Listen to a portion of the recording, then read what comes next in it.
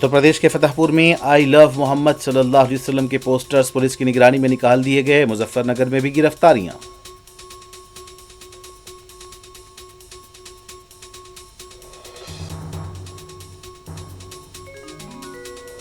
तेलंगाना में मजालिस मकामी के इंतखाबात 5 मरहलों में होंगे। शेड्यूल जारी, इंतखाबी ज़ाब्ते अखलाक नाफिज।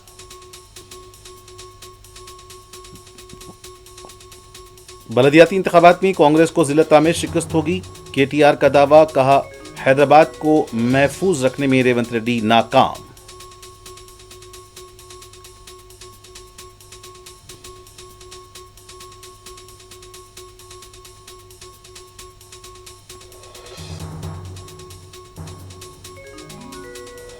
तेलंगाना हुकूमत ने इंदिरमा कैंटीन्स का किया आगाज। 5 रुपए में दस्तयाब रहेगा नाश्ता।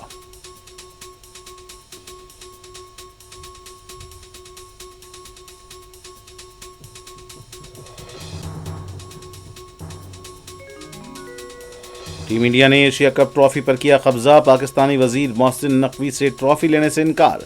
पाकिस्तानी वजीर ट्रॉफी लेकर चले गए। हैदराबाद और दूसरे शहरों में टीम की कामयाबी का जश्न।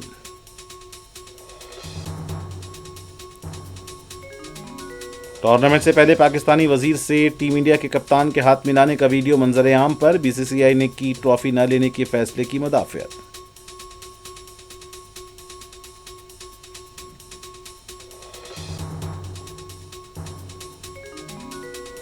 बिहार में 3 नई अमृत भारत एक्सप्रेस ट्रेनों को दिखाई गई झंडी। वजीर आजम मोदी बिहार के हमत तरक्की के लिए पाबंद हद। वजीर रेलवे अश्विनी वैष्णव की मीडिया से बातचीत।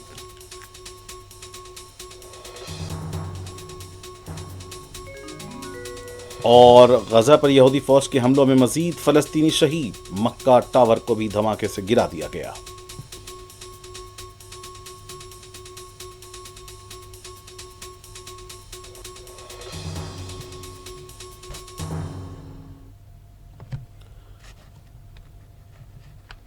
और पेश हैं खबरें तफसील से।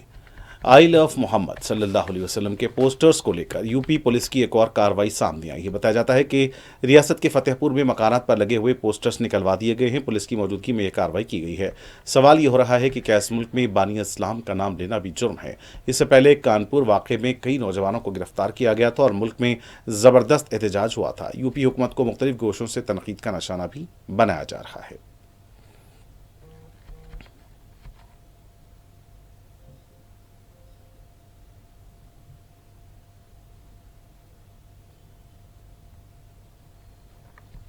दूसरी तरफ उत्तर प्रदेश के मुजफ्फरनगर में आई लव मोहम्मद के पोस्टर चस्पा करने पर 6 अफराद को गिरफ्तार कर लिया गया है। मुकामी पुलिस के मुताबिक नवीद अहमद को पोस्टर लगाते हुए पकड़ा गया। उसके अलावा हमजा, उसामा और नजाकत को भी बीएनएस के सेक्शन 196 1B के तहत गिरफ्तार किया गया है। मुजफ्फरनगर के पुलिस अहदेदार का कहना था कि कुछ लोग मकानात पर पोस्टर और गाड़ियों पर स्टिकर्स लगाकर माहौल खराब कर रहे थे। सवाल ये होता है कि जो शख्स दुनिया में रहमतुल आलमीन बनकर आया है, उनके नाम पर पोस्टर से किस तरह माहौल खराब हो सकता है।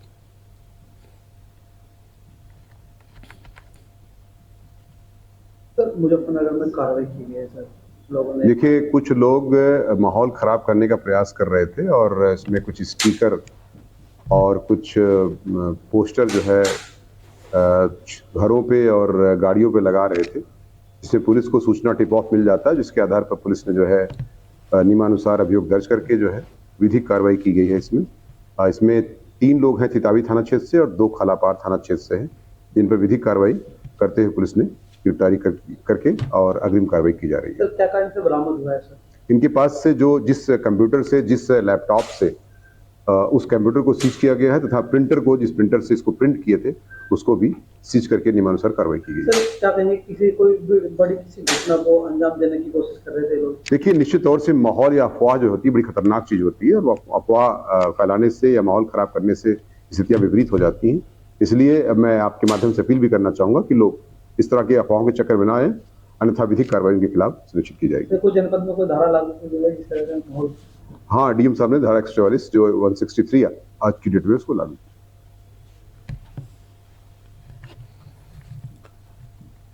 उत्तर प्रदेश के बरेली में जहां 26 सितंबर को एहतजाज के दौरान तशद्दुद हुआ था, पुलिस के भारी दस्तों को तैनात देखा गया है। शहर में सूरत हाल पूरी तरह से पुरअमन और काबू में बताई जा रही है, लेकिन पुलिस को चौकस रखा गया है।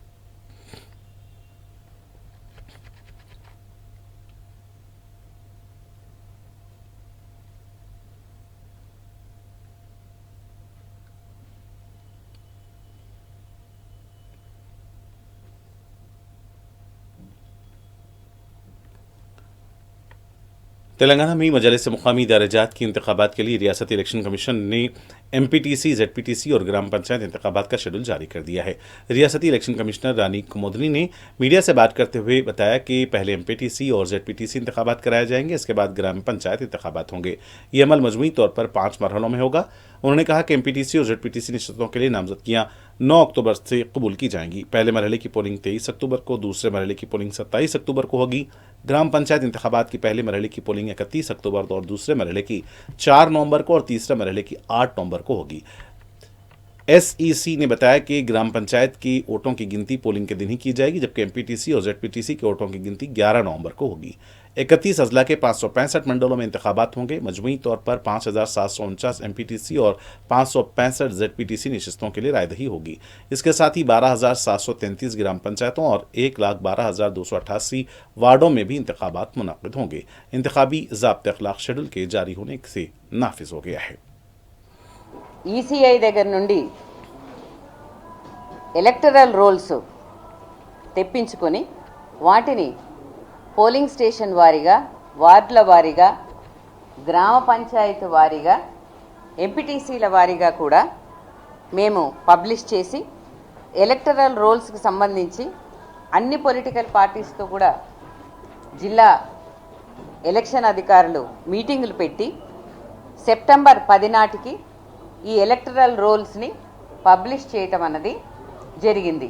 గ్రామ పంచాయతీలకు కూడా, ఎంపీటీసీ, జెడ్పీటీసీలకు కూడా ఉపయోగించేటటువంటి ఎలక్టరల్ రోల్స్ ఇవి ఈసీఐ కొత్త నిబంధనలు అనుసరించి వారు జూలైలో ప్రచురించినటువంటి ఎలక్టరల్ రోల్స్, అలాగే జూలై 15వ తారీఖు వరకు సవరించినటువంటి రోల్స్ మాకు డేటాను వాళ్ళు ఇవ్వడం జరిగింది.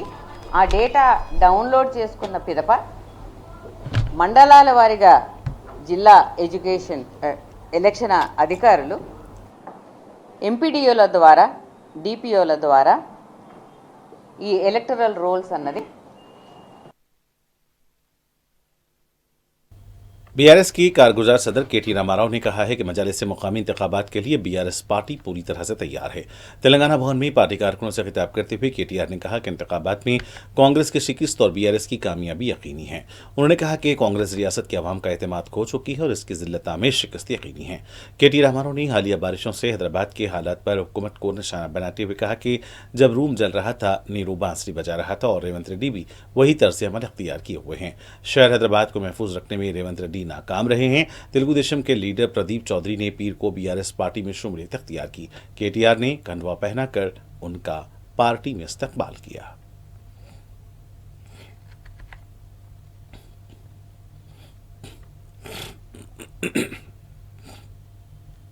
రేవంత్ రెడ్డి గారేమో ఇవాళ రోమ్ నగరం తగలబడుతుంటే ఆయన నీరో చక్రవర్తి ఎవరో ఫిడేల్ వాయించుకుంటూ కూర్చున్నాడంట.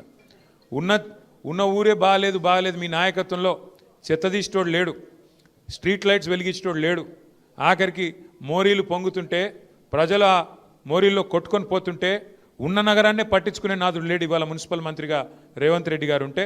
కానీ ఆయనేమో కొత్త నగరాలు కడతా అని చెప్పి నిన్న శంకుస్థాపన లేచి ఏందో ఊదరగొట్టే ఉపన్యాసాలు ఇస్తా ఉన్నాను. నేను ఫ్యూచర్ సిటీ కడతా, ఇది కడతా, అది కడతా. ఉన్న నగరం చూడమంటే ఇది చాతనైతే లేదు. ఉన్న నగరాన్ని ఏమో ఉద్ధరించే పరిస్థితి లేదు, కానీ కొత్త నగరాన్ని కడతానని చెప్పి ఇవాళ పోజులు కొడతా ఉన్నారు.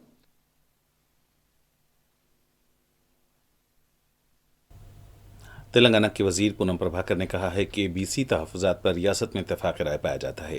तमाम सियासी जमातें समाजी इंसाफ के लिए पाबंद अहद हैं। तमाम सियासी जमातों को अदालतों में भी अपना मौक़िफ़ रखना चाहिए।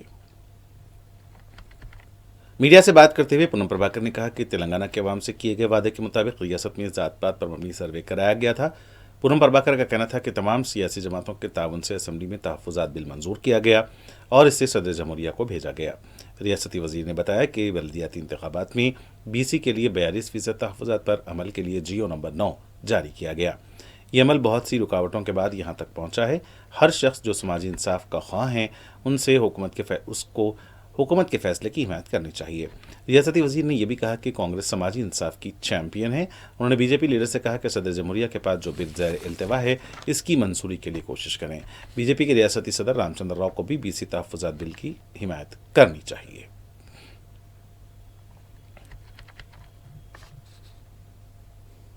కాంగ్రెస్తో పాటుగా టీఆర్ఎస్తో పాటుగా BJP, CPI, CPM, MIM, Loksatta, Janasatta, Janasena అన్ని రాజకీయ పార్టీలు మేము రాజకీయ పార్టీ అనుకునే ప్రతి ఒక్కరు కూడా శాసనసభలో ఉన్నటువంటి పార్టీలతో సహా బయట కూడా అందరూ ఈ సామాజిక న్యాయ నిర్ణయానికి మా పార్టీ కట్టుబడి ఉంది. న్యాయస్థానం దీన్ని పరిగణలోకి తీసుకోవాలి.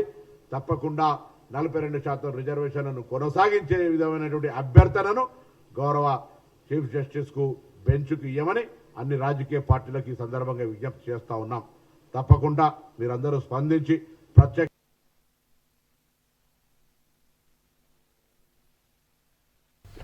तेलंगाना हुकूमत की तरफ से आज इंद्रम्मा कैंटीन का इफ्तिताह अमल में लाया गया। मोतीनगर में रियासती वजीर पूनम प्रभाकर, मेयर हैदराबाद जी विजयलक्ष्मी ने कैंटीन का इफ्तिताह अंजाम दिया। इंद्रम्मा कैंटीन में 5 रुपये में ब्रेकफास्ट और 5 रुपये में खाना फराहम किया जाएगा। आज हैदराबाद में 12 इंद्रम्मा कैंटीन का आगाज़ किया गया है, जबकि 60 का मेंटेनेंस का आगाज़ किया जा रहा है।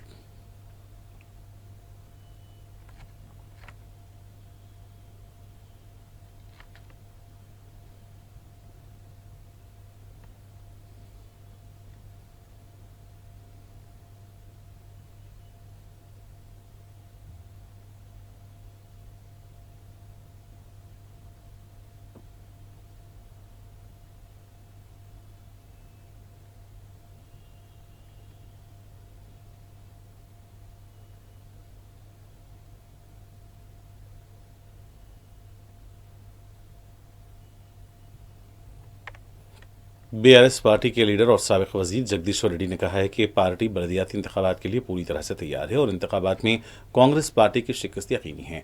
जगदीश्वर रेड्डी ने वजीर आला और वज़रा को शदीद तनकीद का निशाना बनाया।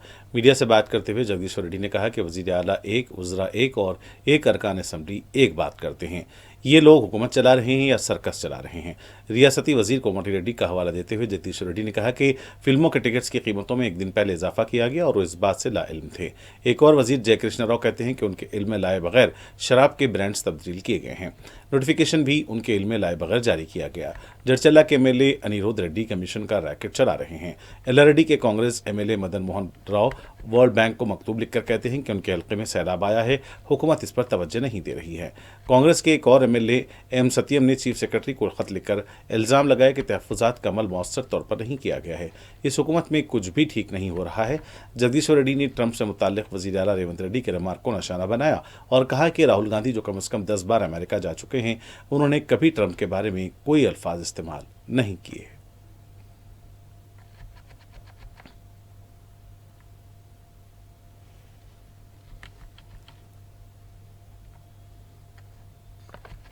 मरकजी वजीर रेलवे अश्विनी वैष्णव ने आज बिहार में 3 नई अमृत भारत एक्सप्रेस ट्रेनों को झंडी दिखाकर रवाना किया।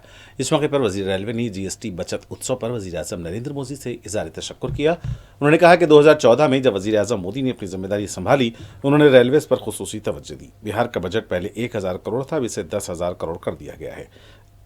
आज वज़ीर आज़म की क़यादत में बिहार में 1 लाख करोड़ रुपए के प्रोजेक्ट्स किए जा रहे हैं। 12,000 स्पेशल ट्रेनों का मंसूबा है। वज़ीर रेलवे ने बताया कि आज हम 7 नई ट्रेनों का आगाज कर रहे हैं।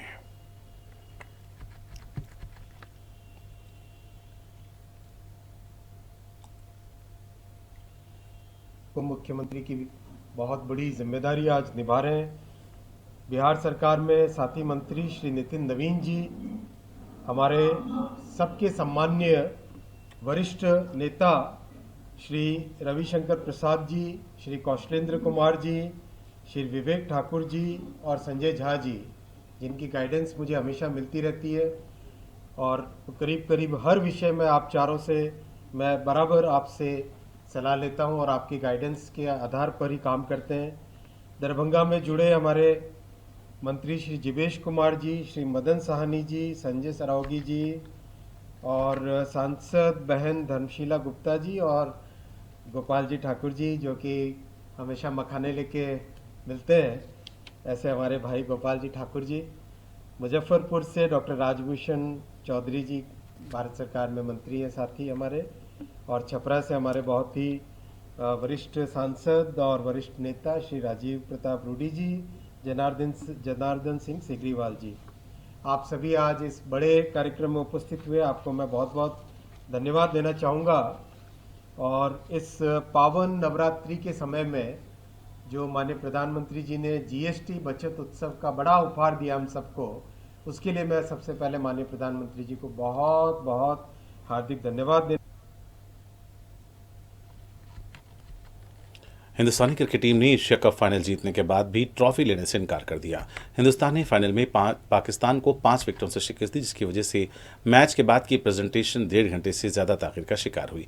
फाइनल मैच हिंदुस्तानी वक्त के मुताबिक तकरीबन 12 बजे खत्म हुआ, लेकिन मैच के बाद की प्रेजेंटेशन तकरीब 1:16 को शुरू हुई। मैच के बाद जारी की गई तस्वीर में टीम इंडिया को पोडियम के पास बैठा देखा गया।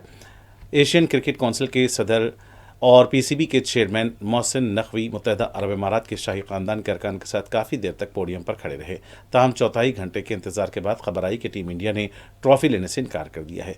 वैसे ही हिंदुस्तानी टीम को ट्रॉफी पेश करने का वक्त करीब आया। मैच प्रेजेंटेटर और साबिक क्रिकेटर साइमन डोल ने ऐलान किया कि उन्हें एशियन क्रिकेट काउंसिल की जानिब से यह पैगाम मसूल हुआ है कि हिंदुस्तानी टीम को इस रात पेश नहीं किया जाएगा। इसके साथ ही उन्होंने मैच के बाद की पेशकश को ख़त्म करार दिया। दरियासना रिपोर्ट्स ने तजवीज़ किया कि एमिरेट्स क्रिकेट बोर्ड के नायब सदर खालिद अल ज़हूरी टीम इंडिया को ट्रॉफी पेश कर सकते हैं, लेकिन हिंदुस्तानी टीम ने इसे कबूल करने से इनकार कर दिया।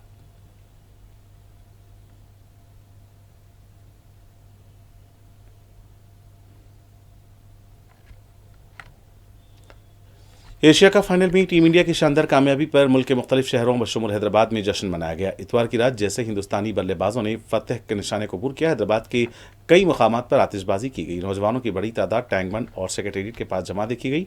टीम इंडिया की कामयाबी पर नारेबाजी भी की गई। पुलिस को पुरजोश नौजवानों को काबू में करने के लिए मुश्किलात पेश आईं।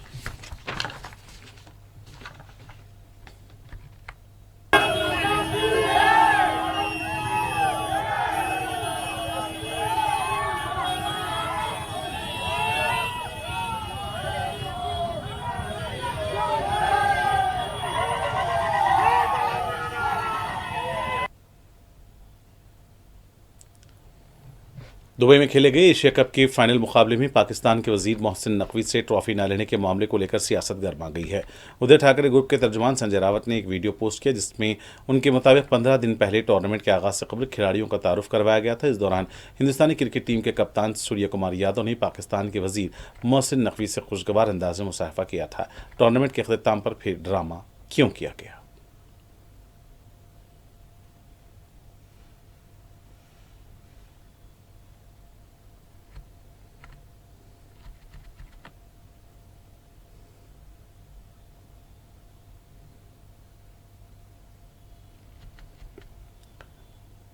इस दौरान बीसीसीआई के सेक्रेटरी देवजीत साइकिया ने कहा है कि हमने फैसला किया था कि एशियन क्रिकेट काउंसिल के सदर नशीन मोहसिन नकवी से फतह की ट्रॉफी नहीं ली जाएगी।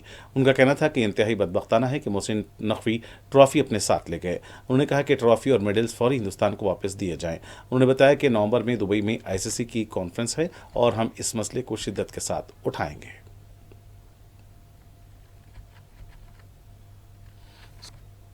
In fact, we have decided not to take the trophy from the ACC chairman, who happens to be one of the main leader of Pakistan. So we had decided not to take it from him. But that does not mean that the gentleman will take away the trophy with him along with the medals. So it is very unfortunate, very unsporting, and we hope that the trophy and the medals will be returned to India as soon as possible. So has BCCI registered its formal protest against this act of the gentleman? This is definitely we are going to do. There is a ICC conference in the month of November, in the first week of November in Dubai. In the next conference, we are going to lodge a very serious and very strong protest against the act of the ACC chairperson.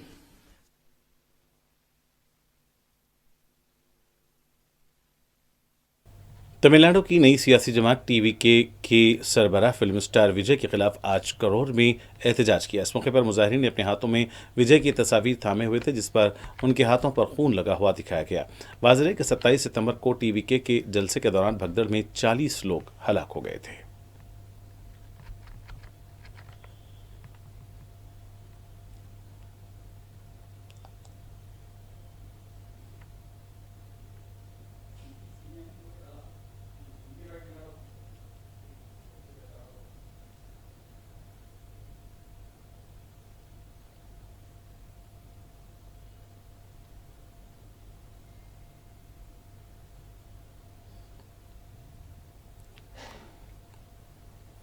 Telangana RTC के managing director VC Sajjanar ने आज ओहदा छोड़ने के आखिरी दिन लकड़ी का पुल से टेलीफोन भवन तक बस में सफर किया। सज्जनार ने यूपीआई के जरिए अपने टिकट का किराया अदा किया और बस मुसाफिरीन के साथ बातचीत की।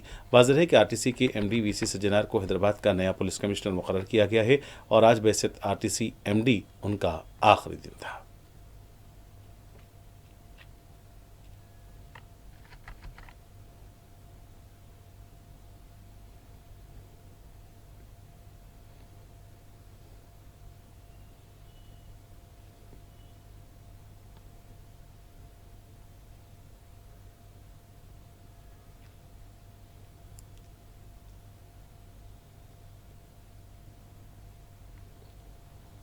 तेलुगु रियासतों में मुसलसल बारिश की वजह से ज़खायर आब में भी पानी का इनफ्लो जारी है। नागार्जुना सागर से 5,86,041 क्यूसिक पानी को छोड़ा जा रहा है।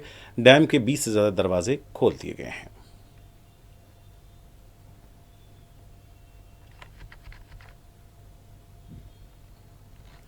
दूसरी तरफ श्रीशैलम डैम सभी 5,95,252 क्यूसिक पानी का अखराज अमल में लाया जा रहा है। नशेबी इलाकों के अवाम को चौकस कर दिया गया है।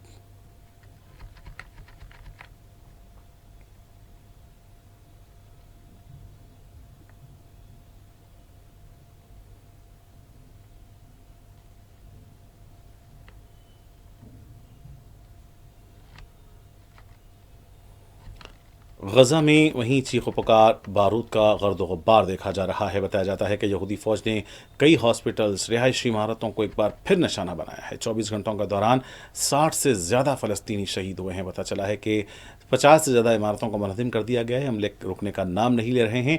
गजा सिटी की अल्फाक स्ट्रीट पर भी हमला किया गया है। अन-नसर और नसीरत कैंप पर भी हमलों की इत्तलात मिली है। इन हमलों में फ़लस्तीनियों की बड़ी तादाद शहीद हुई है।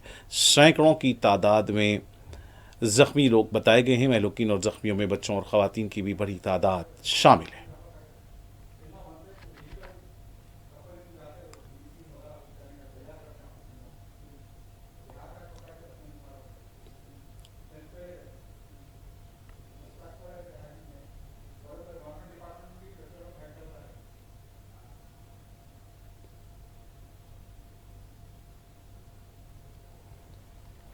दूसरी तरफ यहूदी फौज ने गजा सिटी के मगरबी किनारे के तल अहवा में 16 मंजिला मक्का टावर को धमाके से गिरा दिया है। बताया जाता है कि 16 मंजिला इमारत में कई फ्लैट्स थे, ताहम अभी तक जानी नुकसान को लेकर कोई इत्तला नहीं मिली है।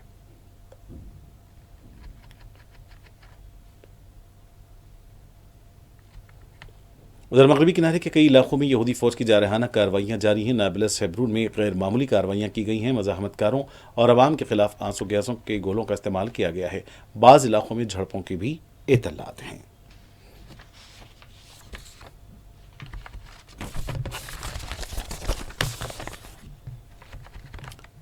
गजा के महसूर अवाम की इमदाद के लिए रवाना होने वाला ग्लोबल समूद फ्लोटीला मिस्र के शुमाल की जानिब रवाना है, जिस पर इसराइली हमले का खतरा मौजूद है। गैर मुल्की मीडिया के मुताबिक गजा में मुहासरे के खात्मे के लिए सरगर्म आलमी तंजीम इस बात के खदशे का इजहार किया है कि इसराइली फौज इमदादी काफिले पर हमला करके किसी भी वक्त जंगी जराइम की मुर्तकिब हो सकती है। आलमी समूद फ्लोटीला की इंतजामिया ने बताया कि उनका काफिला कुछ घंटों में मिस्री शहर सिकंदरिया पहुंच जाएगा। काफिले की इंतजामिया ने मजीद बताया कि उनके काफिले में सबसे अगला जहाज गजा से सिर्फ 678 किलोमीटर के फासले पर है, जबकि हमारे काफिले 2 मजीद जहाज शामिल हुए हैं, जिससे यह काफिला मजीद मुस्तहकम हुआ है। इंतजामिया ने मजीद बताया कि काफिला 2 दिन में इंतहाई हसास इलाके में दाखिल हो जाएगा। अब हमारे इरादे और मजबूत हैं और यही दुनिया को इस मामले पर मोहतात और मुत्तहिद रहने का पैगाम देता है।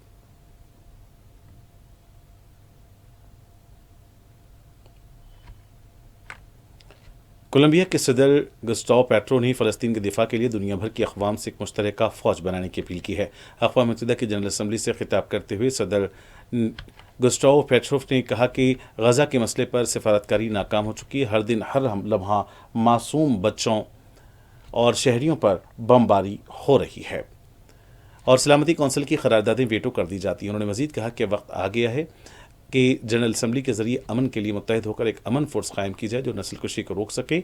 उनका कहना था कि हमें ऐसी ताकत और अफवाज दरकार हैं जो नस्ल कुशी को कबूल न करें। उन्होंने एशिया, लातीनी अमेरिका और यूरोप की अवाम और अफवाज को कहा कि दावत देते हुए यह भी कहा कि हमने बहुत बातें सुन ली, अब वक्त आ गया है कि बोलीवार का नारा आज़ादी या मौत दोहराया जाए।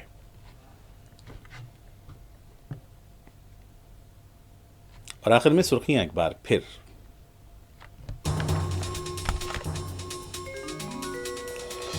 उत्तर प्रदेश के फतेहपुर में आई लव मोहम्मद सल्लल्लाहु अलैहि वसल्लम के पोस्टर्स पुलिस की निगरानी में निकाल दिए गए। मुजफ्फरनगर में भी गिरफ्तारियां।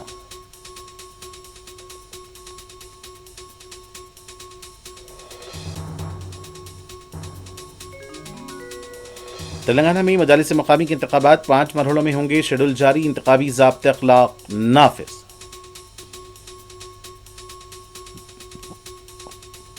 बलदियाती इंतखाबात में कांग्रेस को जिलता में शिकस्त होगी। केटीआर का दावा, कहा हैदराबाद को महफूज रखने में रेवंत रेड्डी नाकाम।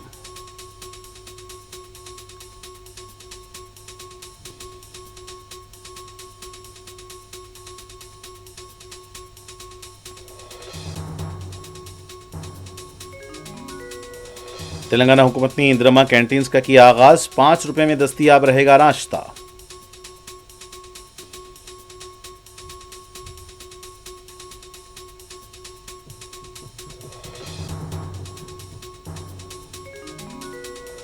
टीम इंडिया ने एशिया कप ट्रॉफी पर किया कब्जा। पाकिस्तानी वजीर मोहसिन नकवी से ट्रॉफी लेने से इनकार। पाकिस्तानी वजीर ट्रॉफी लेकर चले गए। हैदराबाद और दूसरे शहरों में टीम की कामयाबी का जश्न।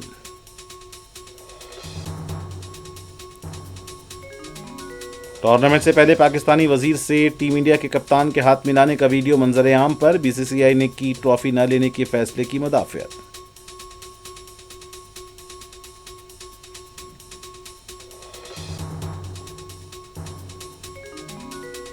बिहार में 3 नई अमृत भारत एक्सप्रेस ट्रेनों को दिखाई गई झंडी। वजीर आजम मोदी बिहार के हमजहत तरक्की के लिए पाबंद हद।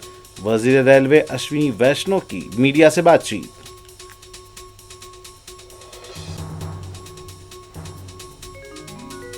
और गजा पर यहूदी फौज के हमलों में मजीद फलस्तीनी शहीद। मक्का टावर को भी धमाके से गिरा दिया गया।